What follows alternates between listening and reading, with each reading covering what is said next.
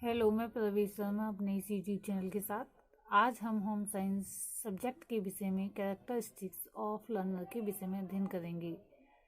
तो सीखने वाले यानी कि अधिगम करने वाले की क्या विशेषताएं होती हैं।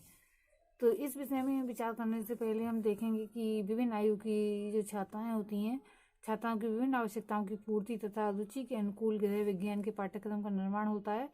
छात्राओं के संपूर्ण शिक्षण काल की आवश्यकता और रुचि के दृष्टिकोण से इनके लिए 4 भागों में विभाजित किया जाता है। प्रारंभिक या फिर प्राथमिक शिक्षण काल, जिसमें बच्चों की औसत आयु 5 से 10 वर्ष तक होती है।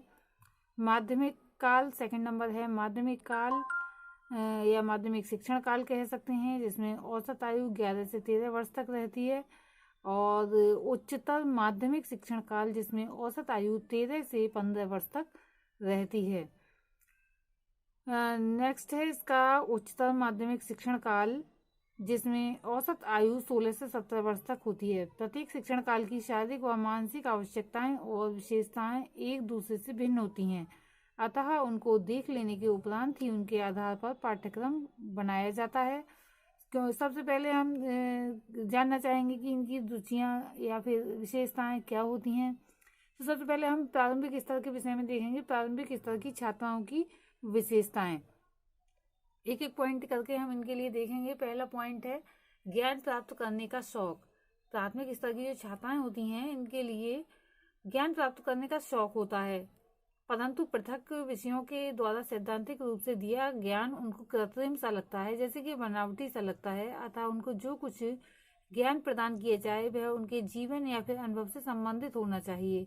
इस तथ्य के आधार पर प्राइमरी कक्षाओं के बच्चों में सामान्य या परोक्ष रूप से स्वास्थ्य के नियमों का ज्ञान, व्यक्तिगत सफाई, अच्छी और नियमित आदतों का निर्माण, सहयोग और संयम आदि गुणों की उत्पत्ति करनी चाहिए। अतः इन कक्षाओं में गृह निर्माण का पृथक विषय के रूप में शिक्षण अनुपयुक्त है, क्योंकि ये छात्राएं जो है बहुत छोटी होती हैं और सीख ही रही होती हैं। तो सबसे पहले इनके लिए यही है कि व्यक्तिगत सफाई से मतलब है कि किस तरह से बालों की सफाई होती है, नाखूनों की सफाई होती है, या फिर थोड़ा हल्के फुल्के जैसे वस्त्र किस तरह से धोए जाते हैं, इसके बारे में हल्का फुल्का देखा दिया जा सकता है। लेकिन ये छात्राएं जो है बहुत छोटी होती हैं प्रारंभिक स्तर पर, जैसा कि बताया गया है अभी कि प्रारंभिक या प्राथमिक शिक्षण काल में बच्चों की औसत आयु 5 से 10 वर्ष तक ही होती है और ये छोटे ही बच्चे होते हैं। तो इनके लिए नियमित आदतों का निर्माण करने से संबंधित ही बातें बताई जानी चाहिए। सहयोग और सहमादी गुणों की उत्पत्ति इनके अंदर करनी चाहिए। नेक्स्ट पॉइंट है हमारा क्रियाशीलता के प्रेमी। ये क्रियाशीलता के प्रेमी होते हैं, कुछ ना कुछ करना चाहते हैं लगातार ये बच्चे। तो फिर छोटे बच्चे चंचल मनोवृत्ति के भी होते हैं। वे जो कुछ सीखना चाहते हैं वे स्वयं कुछ करके अपने अनुभव द्वारा ही सीख सकते हैं।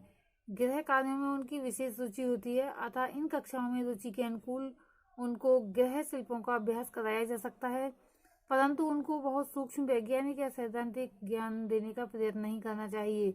खेल खेल में ही आवश्यक क्रियाओं को सिखाना चाहिए, क्योंकि जैसा कि बताया जा चुका है इनकी आयु 5 से 10 वर्ष तक की होती है। तो ज़्यादा सैद्धांतिक ज्ञान देने का प्रयत्न इनको नहीं करना चाहिए, क्योंकि इससे जो ये बच्चे जो होते हैं ये ऊब जाते हैं और वो आगे कुछ भी नहीं करना चाहते हैं। नेक्स्ट पॉइंट है हमारा स्वभाव में समानता।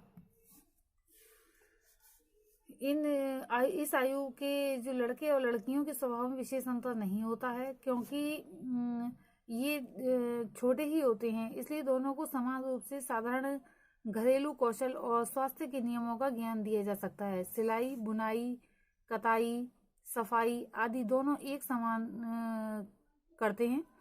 जो बच्चे जो भी कार्य करते हैं इससे संबंधित एक समान ही करते हैं और स्कूल संबंधित दैनिक कार्यों में रुचि लेते हैं। प्राय देखा जाता है जब घर में भाई बहन एक काम कर रहे होते हैं इस टाइप के, तो उनमें कोई असमानता, दोनों को ही शौक होता है और दोनों ही लगातार ये काम करने का प्रयत्न करते हैं। ऐसा नहीं है कि लड़का है तो नहीं करेगा या लड़की है तो करने का ज़्यादा प्रयास करेगी। दोनों में ही समानता देखी जाती है और दोनों करने का प्रयास करते हैं। नेक्स्ट पॉइंट है हमारा आत्मनिर्भरता की भावना के विकास का काल। तो दैनिक जीवन की क्रियाएं और उनसे संबंधित ज्ञान बच्चों में आत्मनिर्भरता, उत्तरदायित्व और सामूहिक सहायता के भाव उत्पन्न करता है। इनमें आत्मनिर्भरता की भावना के ये विकास का काल होता है, अतः इन पर थोड़ा थोड़ा काम डालना चाहिए। ऐसा नहीं कि बहुत ज़्यादा बोझ डाल देना चाहिए, थोड़ा थोड़ा और उसमें मदद करते रहना चाहिए, तब इनमें आत्मनिर्भरता की भावना जागृत होती है। नेक्स्ट पॉइंट है शारीरिक विकास का काल। ये बढ़ते हुए बच्चे होते हैं, 5 से 10 वर्ष के बच्चे जो हैं बढ़ते हुए होते हैं, और शारीरिक विकास और सुडौल गठन के लिए जो है शारीरिक क्रियाएं और स्वास्थ्य के नियमों का पालन अति आवश्यक है। इन्हें ऐसे कार्य देने चाहिए जिससे शरीर चलता रहे और एक तरह से इनका व्यायाम उसमें होता रहे, इस टाइप के काम देना चाहिए।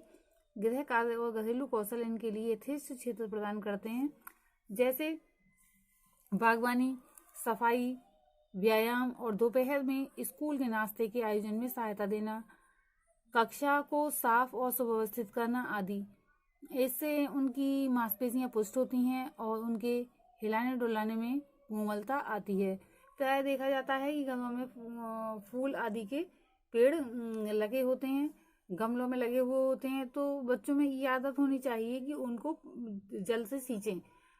जब उनमें ये जो भावना जाग आती है, तब इनके हाथ पैर की क्रियाशीलता और बढ़ती है। और दूसरी चीज, इनमें इसके प्रति जो है अच्छी आदतों का भी विकास होता है और रुचि भी जागृत होती है। नेक्स्ट पॉइंट है हमारा रचनात्मक प्रवृत्ति की प्रबलता। रचनात्मक प्रवृत्ति प्रबल होती है इस आयु वर्ग के बच्चों में, 5 से 10 वर्ष के जो आयु वर्ग के बच्चे होते हैं, अतः बच्चों से साधारण दस्तकारी करवानी चाहिए, जैसे गुड़िया के वस्त्र, बिस्तर और गद्दा, तकिया आदि सिलवाना, दफ्ती से गुड़िया का घर, देसलाई की डिब्बियों से गुड़ियों का सोफा तथा अन्य सजावट का सामान, मिट्टी के बर्तन आदि बनवाना। इनसे जो है बच्चों में सौंदर्य अनुभूति का सृजन होता है और रचनात्मक प्रवृत्ति की तृप्ति होती है। तो ये थे हमारी प्रारंभिक कक्षाओं की छात्राओं की विशेषताएं। एक बार फिर इनको देख लेते हैं। ज्ञान प्राप्त करने का शौक, क्रियाशीलता के प्रेमी, स्वभाव में समानता, आत्मनिर्भरता की भावना का विकास का काल, शारीरिक विकास का काल, रचनात्मक प्रवृत्ति की प्रबलता। इससे संबंधित कोई प्रश्न भी पूछा जा सकता है, जो इस प्रकार हो सकता है, प्रारंभिक कक्षा की छात्राओं की विशेषताओं का वर्णन कीजिए। इस टाइप से प्रश्न पूछा जा सकता है।